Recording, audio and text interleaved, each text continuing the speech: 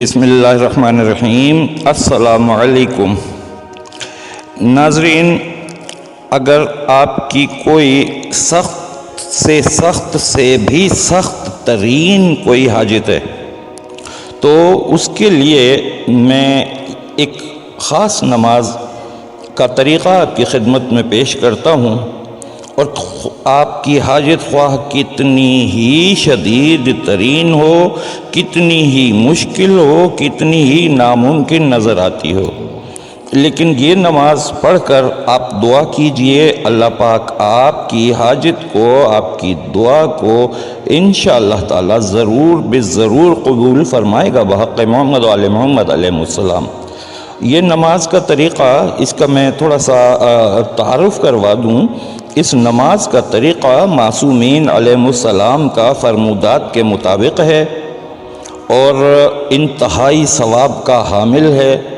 اس نماز کو کہتے ہیں نماز رد مظالم، یعنی کبھی ایسا ہوتا ہے کہ خدا نخواستہ کسی کا حق اگر آپ پر رہ گیا ہے،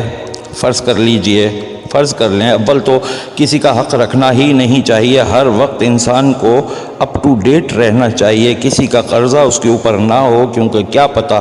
کس وقت کس کی سانس بند ہو جائے، لہٰذا بالکل قطعی 10 روپے کا بھی، چند روپوں کا بھی ادھار کرنے کی کوشش نہ کیجیے۔ اچھا تو جناب ایسا ہوتا ہے کہ کبھی ایسا ہوتا ہے کہ جس شخص کے پیسے لیے ہوئے ہیں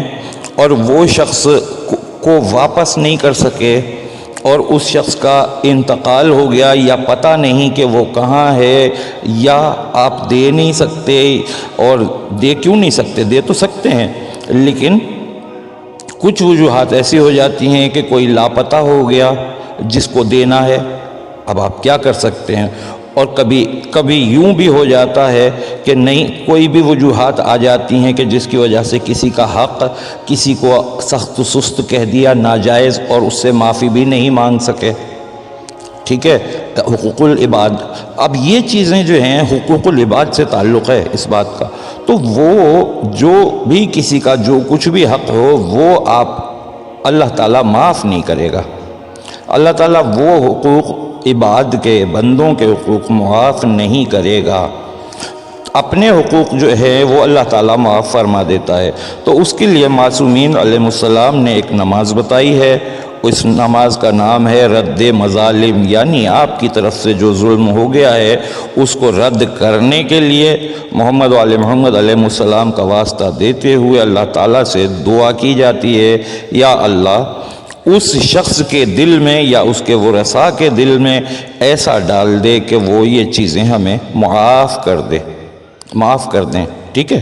تو اس طرح اللہ تعالیٰ بھی معاف فرما دیتا ہے، اور یہ ایک طریقہ ہے، اور یہی ایک حل ہے کہ جب اس کا حق نہیں دے سکتے۔ اس نماز میں آپ کو 4 رکعت یہ نماز ہے، لیکن 4 رکعت نہیں پڑھنی ہے، 2 رکعت کر کے پڑھنی ہے۔ 2 رکعت نماز پڑھیں گے مثل نماز فجر کی نماز کی طرح سے پڑھیں گے، اسی طریقے سے قنوت بھی ہوگا، لیکن بس صرف ایک فرق ہے کہ پہلی رکعت میں سورہ فاتحہ کے بعد 25 مرتبہ سورہ توحید پڑھیے، یعنی قل هو اللہ پوری، اور بس پھر اسی طریقے سے جو ہے نا رکوع اور سجود، اور پھر دوسری رکعت کے لیے کھڑے ہوں گے تو پھر دوسری رکعت میں سورہ فاتحہ کے بعد 50 مرتبہ سورہ توحید یعنی قل هو اللہ پوری یہ پڑھیں، اور پھر اسی طریقے سے قنوت، رکوع، سجود، اور پھر سلام پڑھ لیجئے۔ اس طرح آپ کا 2 رکعت نماز یہ ہو جائے گی۔ پھر دوبارہ سے 2 رکعت کی نیت کر کے اور نماز رد مظالم یہ پڑھنے کی نیت کر کے پھر کھڑے ہو جائیے، اور پھر جب آپ پڑھیں گے تو جو دوسری 2 رکعت پڑھنے کے لیے آپ کھڑے ہوئے ہیں اس میں کی پہلی رکعت جو ہوگی، اور ان 4 میں سے وہ تیسری ہوگی، ٹھیک ہے جی۔ تو اس میں آپ سورہ فاتحہ کے بعد آپ پڑھیے 75 مرتبہ سورہ توحید، سورہ فاتحہ کے بعد 75 مرتبہ سورہ توحید پڑھیے، پھر رکوع اور سجود کیجئے، پھر چوتھی رکعت یعنی دوسری مرتبہ کی بھی دوسری رکعت یعنی لاسٹ چوتھی رکعت کے لیے جب کھڑے ہوں گے تو آپ کو پڑھنا ہے سورہ فاتحہ کے بعد 100 مرتبہ سورہ توحید، اور پھر قنوت ہے، اور پھر رکوع ہے، پھر سجود ہیں، اور نماز کو مکمل کر لیجئے۔ یہ مکمل کریں گے آپ کی روحانیت میں بھی بے حساب اضافہ ہوگا، اور اللہ تعالیٰ آپ کے ان گناہوں سے جو مظالم کی وجہ سے ہوئے ہوں گے، جو مظالم کی اس میں آتے ہیں، تو اس طرح سے جو ہے آپ آزاد ہو جائیں گے اس سے انشاءاللہ تعالیٰ۔ اور یہ ہر مہینے کوشش کریں کہ پڑھ لیا کریں،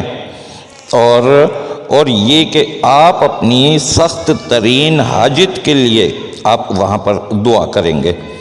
ٹھیک ہے۔ اس نماز کو آپ رد مظالم کی نماز کو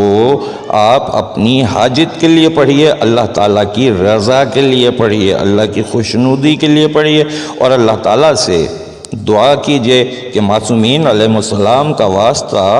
ہماری یہ حاجت پوری فرما دے یا رب العالمین، آمین۔ السلام علیکم، اللہ حافظ۔